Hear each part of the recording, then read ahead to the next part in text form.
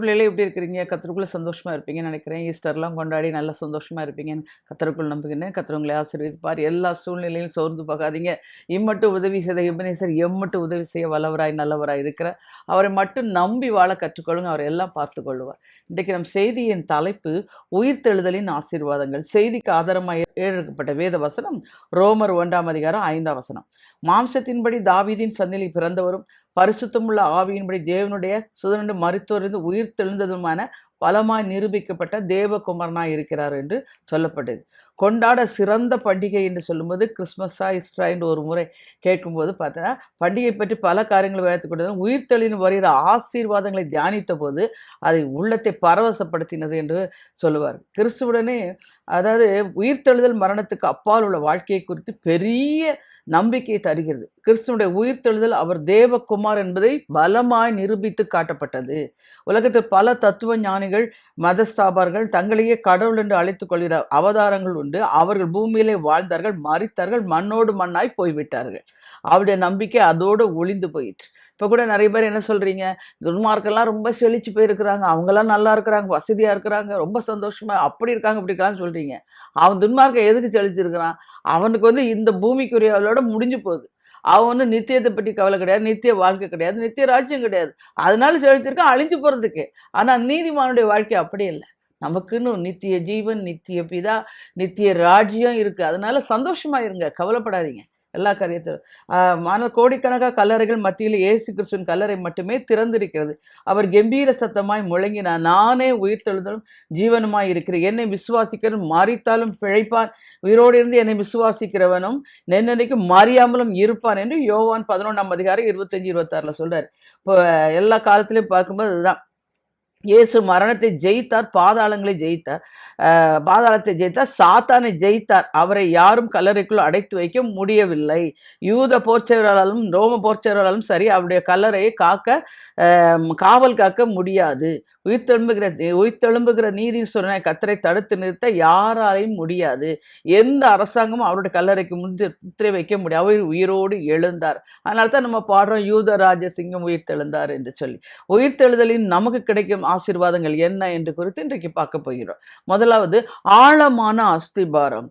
கிறிஸ்துவின் உயிர்த்தெழுதல் நம் ஆவிக்குரிய ஜீவியத்திற்கு ஒரு ஆழமான அசையாத அஸ்திபாரமாய் இருக்கிறது. அந்த உயிர்த்தெழுதலின் அஸ்திபாரமாய் கிறிஸ்துவின் வல்லமையினால் நாம் கட்டப்படும் போது நாமும் அசைக்க முடியாதவர்களாய் மாறிவிடுகிறோம். அவர் மரித்தோரிலிருந்து உயிர்த்தெழுதலினாலே பலமாய் நிரூபிக்க தேவகுமாரனாய் இருக்கிறார் என்று ரோமர் 1:5 சொல்லப்படும்.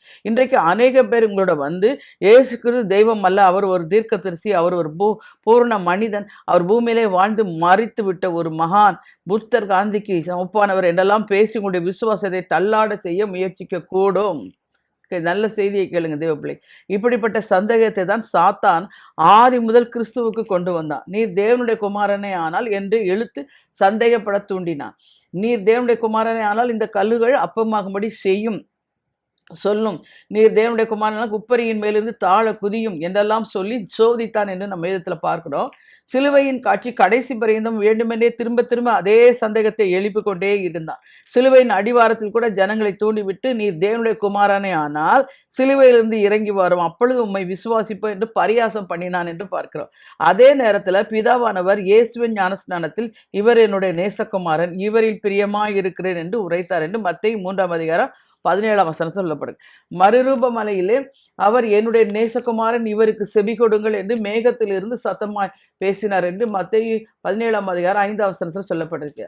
ஆனாலும் பரிசேயர் சதிசேயர் அவர் தேவகுமாரன் என்பதை நம்பவில்லை. வேதபார அவரை விசுவாசிக்கவில்லை. ஆகவே பிதாவாகிய தேவன் அவர் நிச்சயமாகவே தேவனுடைய குமார் என்பதை நிரூபிக்க வேண்டும் என்று திட்டமிட்டார். இயேசு கிறிஸ்துவை மருத்துவத்திலிருந்து உயிரோடு எழுப்பி அவரே மெய்யான தேவனுடைய குமாரன் என்பதை நிரூபித்தார். அதையே அப்போஸ்தலர் பவுல் எழுதும்போது மாம்சத்தின்படி தாவீதின் சந்ததியில் பிறந்தவரும் பரிசுத்தமுள்ள ஆவியின்படி தேவனுடைய சுதன் என்று மருத்துவருந்து உயிர்த்தெழுதலாகி பலமாய் நிரூபிக்கிட்ட தேவகுமாரனாக இருக்கிறார் என்று ரோமர் 1:5 எழுதி வைத்தார். கிறிஸ்து உயிரோடு எழும்போது அளவற்ற உயிர்த்தெழுதலின் வல்லமையானது உலகத்தின் பலமாய் இறங்கி வந்தது. அநேக மருத்துவருடைய கல்லறை திறந்தது. பரிசுத்தவான்கள் எருசலேமில் காணப்பட்டார். கிறிஸ்துவின் கல்லறைகளை பார்க்கும்போது மூடி இருந்த கல் புரட்டி தள்ளப்பட்டது என்று நாம் பார்க்கின்றோம். ரோமர் 8:11 சொல்லும்போது கிறிஸ்துவை மருத்துவ எழுப்பினுடைய ஆவி என்று நாம் வாசிக்கும் பொழுது அவருடைய பலத்த சத்துவத்தின் வல்லமை மகத்துவமான அந்த வல்லமை அவரை உயிரோடு எழுப்ப பண்ணிச்சு என்று பார்க்கிறோம். ஒவ்வொரு கிறிஸ்தவனும் தன்னுடைய கிறிஸ்தவ வாழ்க்கையில் அஸ்திபாரத்தை கல்வாரி சிலுவையில் மரணத்திலேயும் உயிர்த்தெழுதலும் ஆழமாய் போட வேண்டும். கிறிஸ்துவின் மரணத்தால் பாவ மன்னிப்பு, ரட்சிப்பின் சந்தோஷம் நமக்கு கிடைக்கிறது. சாபங்கள் முறிந்து விடுகிறது, சாத்தானுடைய தலை நசுக்கப்படுகிறது, நோய்கள் குணமாகிறது. அதே நேரம் அவருடைய உயிர்த்தெழுதல் நம்பிக்கை கிடைக்கிறது.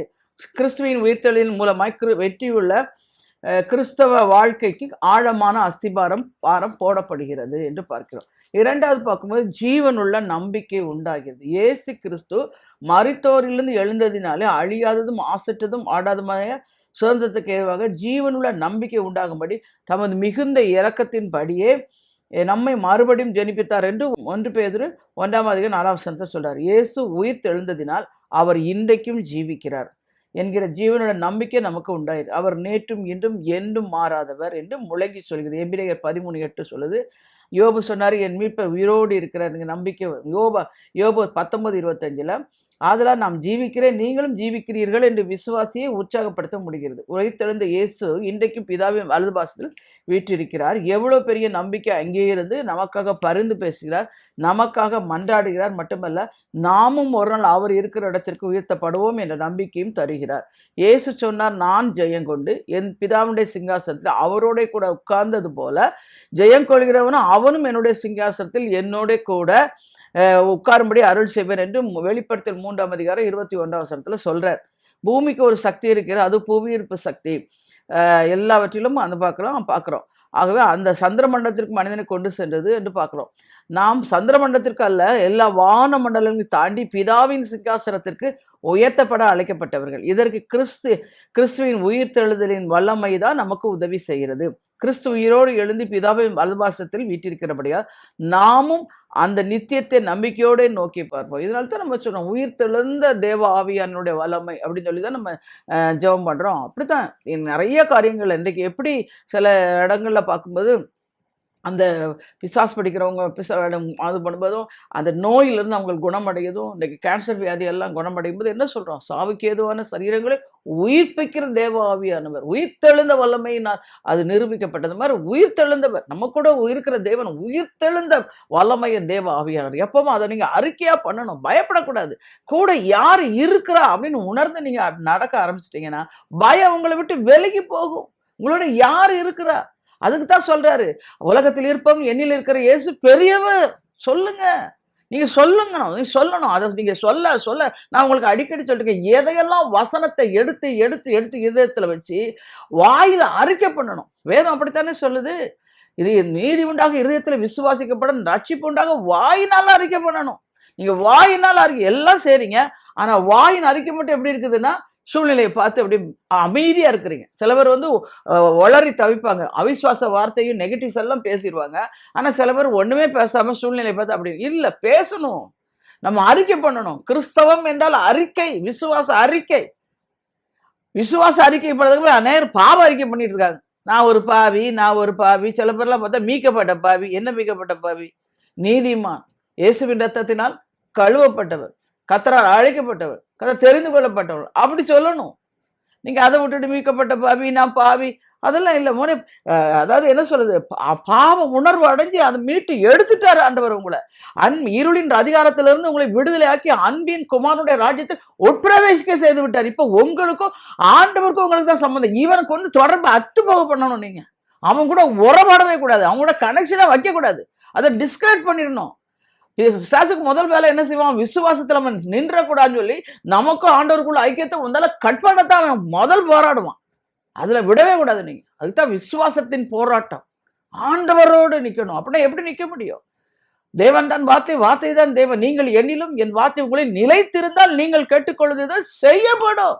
வார்த்தை என்ன குறிச்சு இப்படி எழுதி இருக்கிறதேன்னு சொல்லுங்க. ஆண்டவரே சொன்னார்ல, உலகத்துல ஊழியம் செய்யும்போது எழுதி இருக்கிறதே அதை பேச கத்துக்கொள்ளுங்க தேவ பிள்ளைகளே. வாயை மூடிட்டு இருக்கிற வரைக்கும் பிசாசு ஆட்டம் போடுவான். நீங்க வாயை திறந்த அவருடைய நாமத்தினால். ஏன்னா அவருடைய நாமம் என்ன? சேனைகளின் கர்த்தர் என்பது அவருடைய நாமம். தாவீது ராஜ்குள்ள சின்ன பையன், அவன் எப்படி கோலியாத்தை வென்றான்? அவர் சொல்றாரு, இஸ்ரவேலின் இராணுவங்களின் தேவனாய கர்த்தர். அப்படி சொல்லணும். நீங்க சேனைகளின் கர்த்தருடைய நாமத்தில் நான் வருகிறேன்.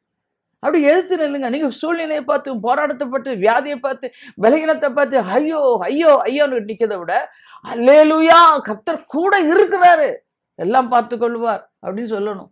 112ஆம் சங்கீதம் ஆரம்பிக்கும் போதே அல்லேலூயா அப்படின்னு ஆரம்பிக்கும்.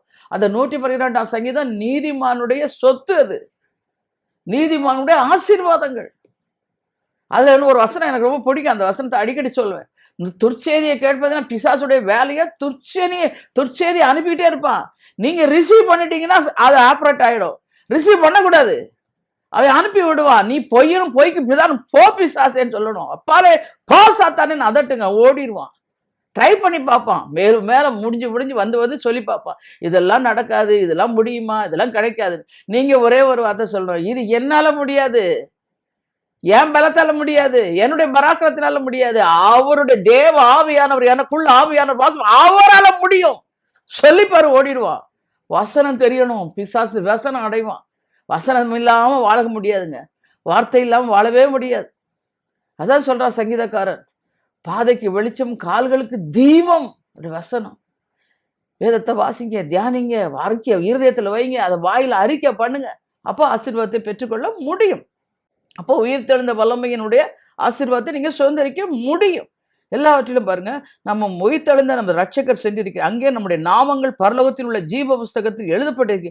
அங்கே நித்திய வாசஸ்தலம் நமக்காக ஆயத்தம் செய்யப்பட்டிருக்கின்றன. அங்கே ஜீவ கிரீடம், வாடாத கிரீடம், மகிமையின் கிரீடம், மாசற்ற கிரீடம் எல்லாம் நமக்கு உண்டு. அங்கே நமக்கு நித்திய சுதந்திரங்கள் வைக்கப்பட்டிருக்கின்றன. எவ்வளவு பெரிய நம்பிக்கை பாருங்க. இன்று உலகத்துக்கு நம்பிக்கை இல்லை, உலகம் அழிவுக்காக ஆயத்த பண்ணப்பட்டிருக்கிறது. வானங்கள் மடமடவென்று அகன்று போகும், பஞ்சபூதங்கள் வெந்து உருகி போகும், காணப்பட முற்றிலும் அகன்று போகும். நாமோ உயிர்த்தெழுந்த இயேசுவோடு நித்தியமாய் கலிகூர்ந்து கொண்டிருப்போம். அவர் மேல் இப்படிப்பட்ட நம்பிக்கை வைத்தவன் எவனும் அவர் சுத்தமுள்ளவராக இருக்கிறது போல தன்னையும் சுத்தி கற்றுக் கொள்ளுவான் என்று 1 யோவான் 3:3 நம்ம டெய்லி ஆண்டவர் அவர் பரிசுத்தராக இருக்கிறது போல நாமளும் பரிசுத்தமாக இருக்கணும். ஆண்டவரே நீர் என்னை பரிசுத்தப்படுத்தும், என் சிந்தையை பரிசுத்தப்படுத்தும், என் இருதயத்தை பரிசுத்தப்படுத்த ஐயா, இந்த ரத்தத்தினால் கழுவி சுத்திகரியா.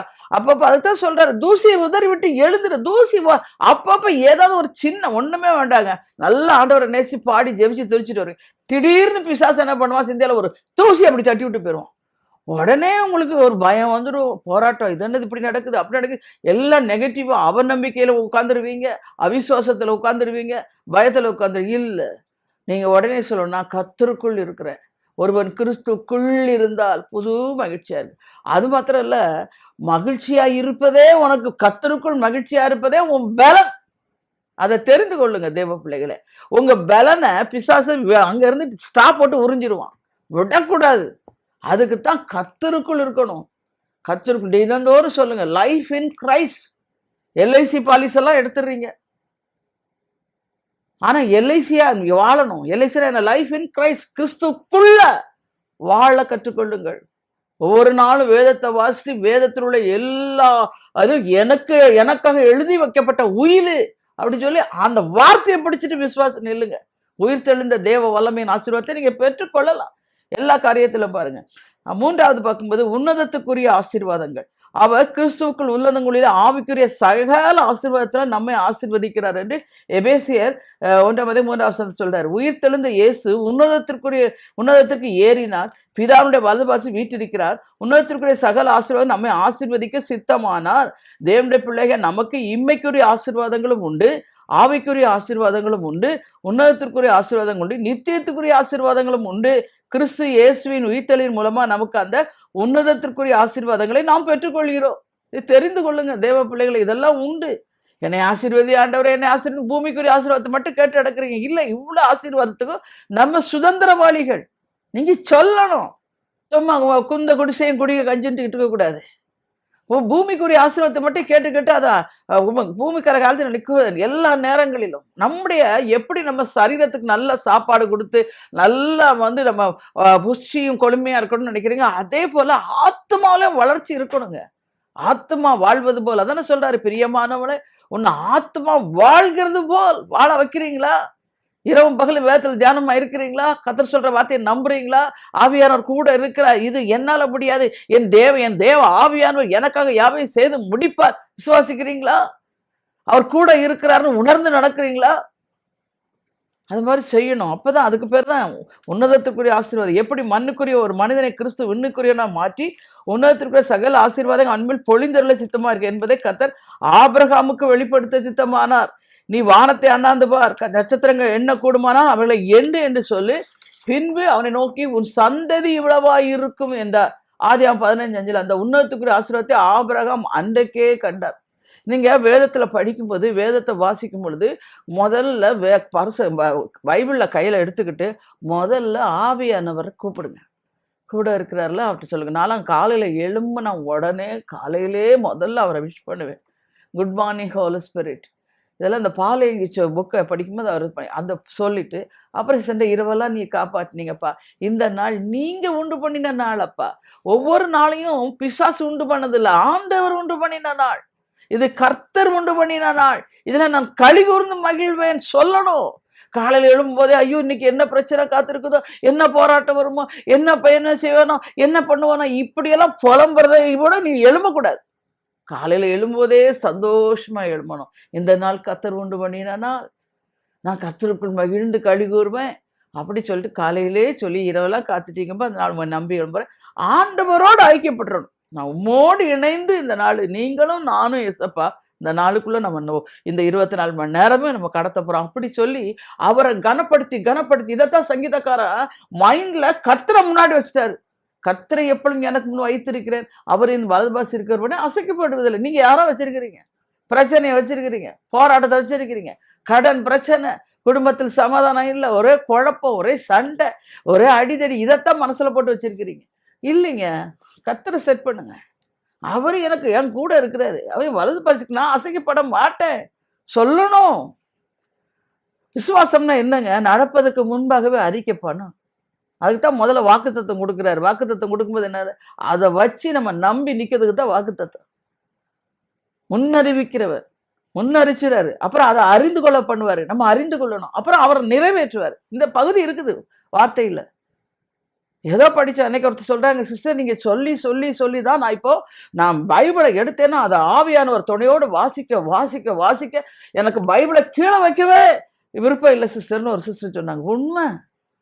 இரவும் பகலும் வேதத்தில் தியானமா இருக்கிற மனுஷன் பாக்கியமா, அவன் செய்வதெல்லாம் வாய்க்கும். அப்படிதானே சொல்றீங்க? என் குடும்பத்துல எதுவுமே வாய்க்க மாட்டேங்குது சிஸ்டர். எதை தொடங்கினாலும் நல்லபடியா தொடங்கும் போது நல்லா இருக்கு, முடியுது சரியில்லை. இல்லையா? வேதம் அப்படி யோசிப்போட கர்த்தர் கூட இருந்தார், அவன் செய்வதெல்லாம் வாய்த்தது.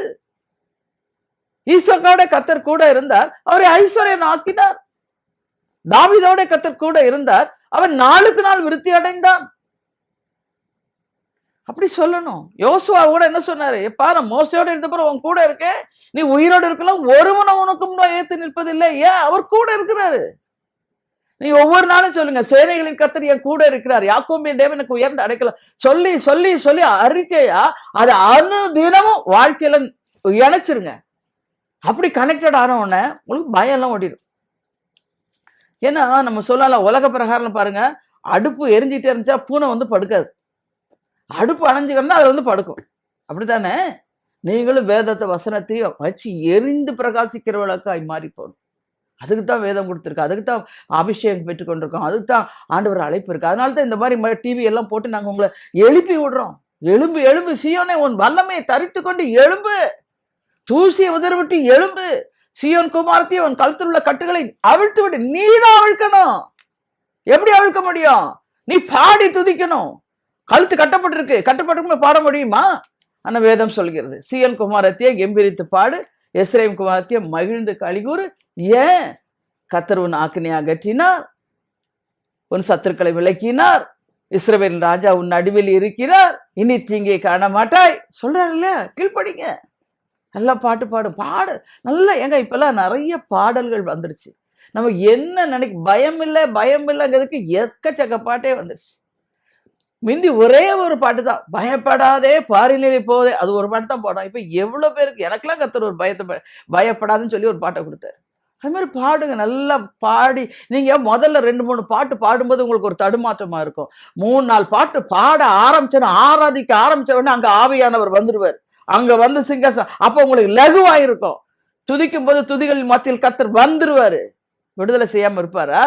நிச்சயமாய் விடுதலை செய்வார். சோர்ந்து போகாதீங்க. அதுதான் இதுல பாருங்க, ஆபிரகாமுக்கு வந்து உன்னதத்துக்குரிய ஆசீர்வாதத்தை கர்த்தர் காட்டுகிறார். பிரகாசமான விடிவெளி நட்சத்திரமாக இயேசுவோடு கூட ஆபிரகாமின் சந்ததியார் ஆயிரம் ஆயிரமான நட்சத்திரங்களை என்னென்னும் சுடர் விட்டு பிரகாசிப்பார்கள் என்பதை கர்த்தர் வாக்கு பண்ணினார். ஞானவான்கள் ஆகாய மண்டலத்தில் ஒளியைப் போலும் அநேகரை நீதிக்குட்படுத்துகிற நட்சத்திரங்களை எல்லாம் என்னென்றைக்கும் சதாகாலம் பிரகாசிப்பார்கள் என்று தானியேல் 12ஆம் அதிகாரம் 3ஆம் வசனத்தை சொல்லாரு.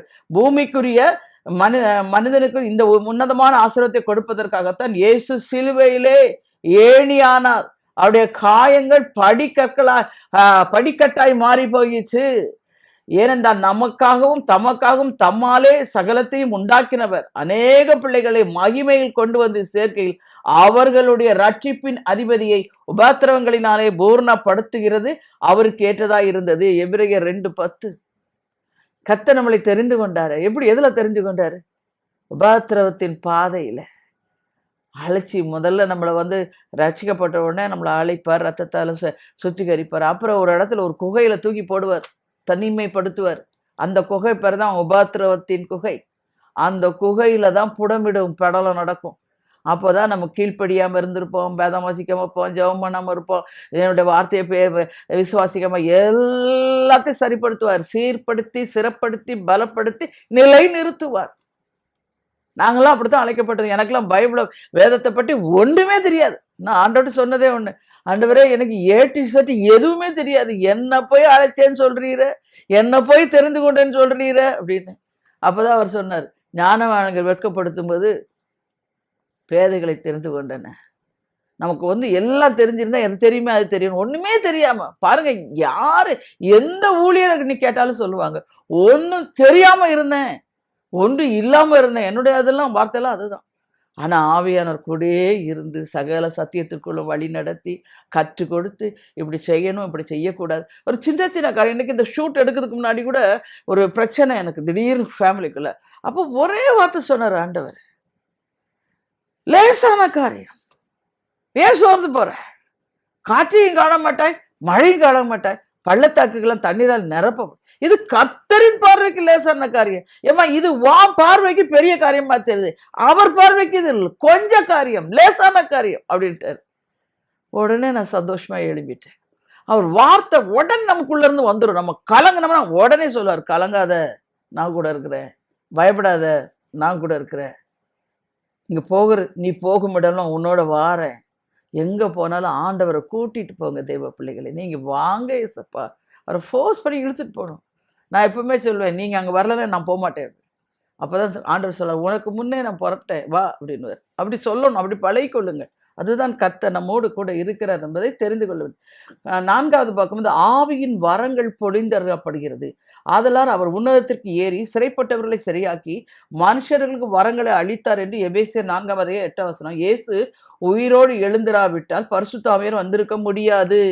ஏனென்றால் இயேசு கிறிஸ்து ஏற்கனவே சொல்லியிருந்தார், நான் போகிறது உங்களுக்கு பிரயோஜனமாய் இருக்கும், நான் போகாதிருந்தால் தேற்றவாளன் உங்களிடத்தில் வரார், நான் போவேனே ஆகில் அவரை உங்களிடத்தில் அனுப்புவேன். யோவான் 16:7.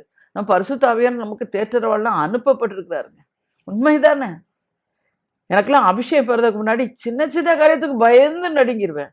ஆனா பரிசுத்த ஆவியானவர் எனக்குள்ள வந்து வாசம் செய்த தேற்றரவாளர். ஒரு தாயை போல தேற்றுவார், தகப்பனை போல சுமந்து சொல்லுவார், ரொம்ப போராட்டத்தின் மத்தியில சொல்வாரு, நம்ம பார்த்துக்கலாம் நீ பயப்படாதன்னு சொல்லி.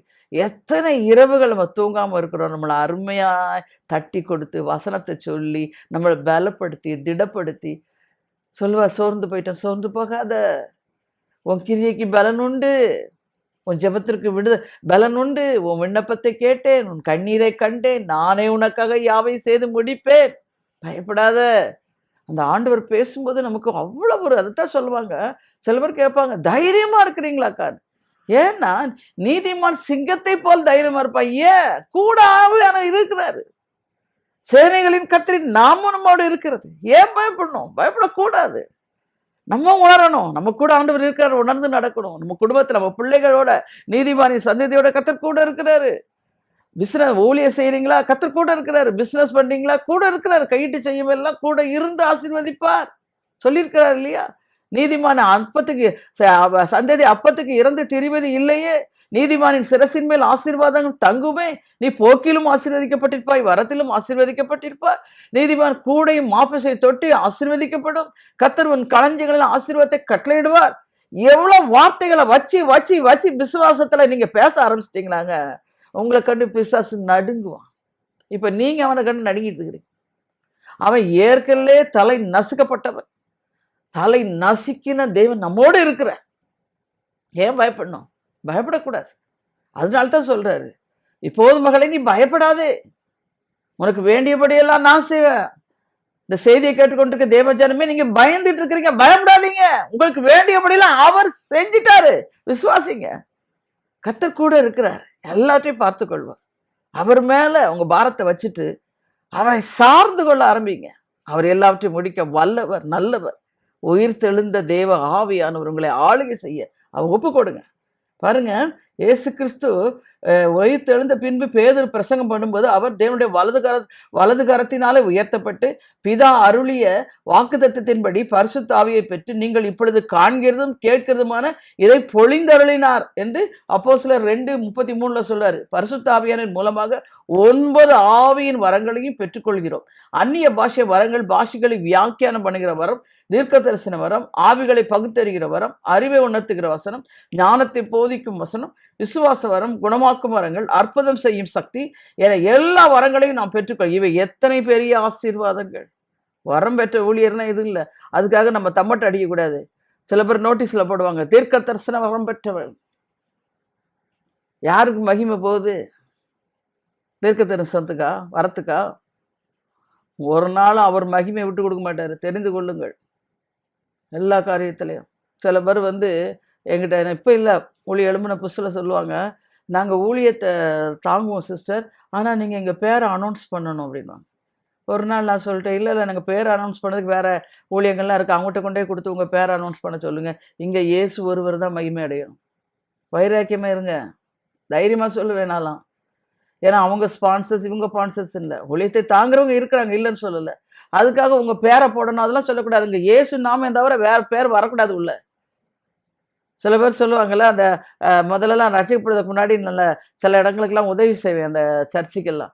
ஒரு வாட்டி நான் ஒரு சர்ச்சுக்கு போயிருக்கும்போது அதில் உபயம் அப்படின்னு பற்றி என் பேரை போட்டிருந்தாங்க. நான் உடனே கூப்பிட்டு சொன்னேன், இந்த பாருங்கள், இந்த பேரை முதல்ல எடுங்க. எனக்கு ஆண்டவர் உங்களுக்கு உதவி செய்ய சொன்னார், அவர் நாமத்தில் தான் உதவி செஞ்சுருக்கேன் அப்படி சொல்லணும். என் பேரை போட்டுருங்க, என் பேரை அங்கே சொல்லுங்கள். இதெல்லாம் வேணாம், இதெல்லாம் தற்பெருமை. அங்கே ஆண்டவர் நாமம் தூஷிக்கப்படக்கூடாது.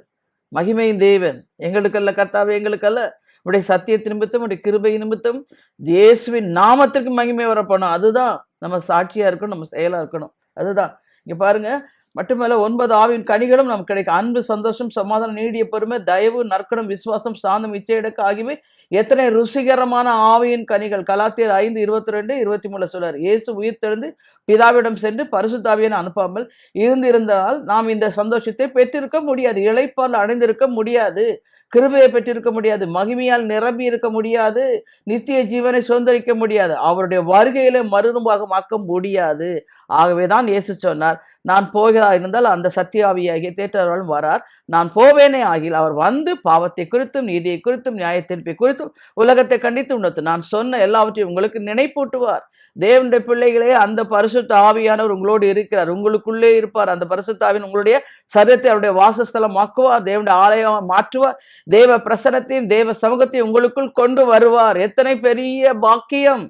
கிறிஸ்து உயிர்த்து எழுந்ததினால் ஒரு ஆசீர்வாதங்களை நீங்கள் பெற்று கிறிஸ்துவை போல மறுரூபமாகும்படி ஆயத்தமாகும்படி வேண்டிக் கொள்கிறேன். இதுதான் கர்த்தர் உயிர்த்தெழுந்தலின் ஆசீர்வாதத்தை குறித்து பேசினார். நாம் ஜெபிப்போமா? எங்களை மிகுதியாய் நேசிக்கிற அன்புள்ள ரட்சகா, இம்மட்டுமாய் பிள்ளைகளோடு நீர் பேசினீர் ஆண்டவர். உயிர்த்தெழுந்த வல்லமை, ஆவியின் அபிஷேகத்தின் ஆசீர்வாதங்களை குறித்து நீர் பேசினீர், கற்றுக் கொடுத்தீங்கப்பா. நன்றி செலுத்துகிறோம். ஒவ்வொருவரையும் பேர் பெற ஆசீர்வாதம். என்னென்ன காரியத்தில் அவங்களுக்கு அவங்க வல்லமை பெற்று அவங்க விளங்க வேண்டும் என்ற வார்த்தையின் பரிசுத்த ஆவியானவரின் அபிஷேகத்தை பெற்றுக்கொண்டு ஆண்டவரே, அது குடும்பமாக இருக்கலாம், ஊழியமாக இருக்கலாம், எளிமை பிரகாசிக்க கர்த்தர் உதவி செய்வீராக. சோதனைகளையும் வேதனைகளையும் போராட்டங்களையும் உலகத்தையும் ஆண்டவரே சூழ்நிலையும் பார்த்து அவர்கள் பயந்து போகாதபடிக்கு உயிர் தெழுந்த வல்லமையை நாம் கூட வாசம் பண்ணிக்கிறார்கள். எல்லாவற்றையும் பார்த்து கொள்வார். யுத்தம் அவருடையது, ஜெயம் நம்முடையது என்று சொல்லி இஸ்ரவேலின் ஜெயபலமானவர் என்னோட கூட இருக்கிறார். இருக்கிறார் விசுவாசத்தை நம்பி வாழும்படியா கர்த்தர் இரக்கம் பாராட்டுவீராக. ரீ பலி கபிதுரி சந்துர லி ஹேலதுரி கந்தர் காட்வின், சோர்ந்து போகாதே. இது மனிதரால் கூடாதவைகள் தான், தேவனால் கூடாதது அல்ல. கர்த்தரின் பார்வைக்கு இது அற்ப காரியம். அவர் செய்து முடிப்பேன் என்று வாக்கு கொடுக்கிறார். விசுவாசி. உஷபில் எதிரி கலதுரி செந்துரி கபல தீரி ஹம்பல மாதுரிக்கு சரோஜா, சோர்ந்து போகாதே. குடும்பத்தின் சூழ்நிலைகள் அடிக்கடி சொல்கிறார், இருப்பதை விட இல்லாமல் இருப்பது நல்லது என்று. அந்த வார்த்தையை எடுத்து போடு. கர்த்தர் கூட இருக்கிறார். உன் கண்ணீர் துடைக்கப்பட்டது. உனக்காக அவர் யாவையும் செய்து முடிக்க வல்லவர் என்று விசுவாசி. உன் கண்கள் அதிசயத்தை காணும். ஒரு பலதுரி சந்துரி கபலபா தீரி பொன்மணி, சோர்ந்து போகாதே. கணவனுக்கும் மனைவிக்கு அடிக்கடியாய் வருகிற சண்டை நிமித்தம் அடிக்கடி நானும் என் பிள்ளைகளை கூட்டிட்டு எங்க அம்மா வீட்டுக்கு போய்விடுவேன் என்று பயம் பொருத்தும்படியா சில பிரச்சனைகளை கொண்டு வந்து நீ பேசிக் கொண்டிருக்காதை நிறுத்து மகளே. தேவன் இணைத்ததை மனுஷன் பிரிக்காதிருக்க கடவன்.